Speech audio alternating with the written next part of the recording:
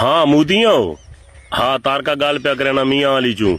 मेरा ख्याल है किरकोट असां तेरे कोल ना जे सकदे, तू ते असां जहाज़ां वाली न खेडा। 50% ना हेरे, 100% हेर गया किरकोट के। 50% किने असां हेरिया।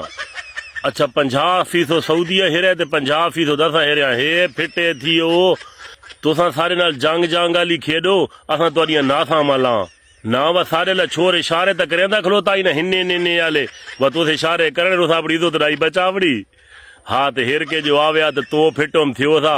हुण ये तक ही ना मैं उन्हनि चिड़ेंदा खलोता जहाज़ां दे इशारे दे के ना मारा ना असां तुहाडे कोल किरकोट ना जे सकदे। इन तेलां हुण तेल कोनी आने त इन्हू तो मैं इलैक्ट्रिक ग्रीन बसां दी ड्राइवरी ते लवैना ना, अद्धा नू ड्राइवरी ते लैने आ ते अद्धा नू कलिंडरी ते लैने आ। हाँ साडे अपने छोर गलो तो ना होना तो तुसां कूकां क्यों मारो आ साडे ते। बंद कर छना बंद कर।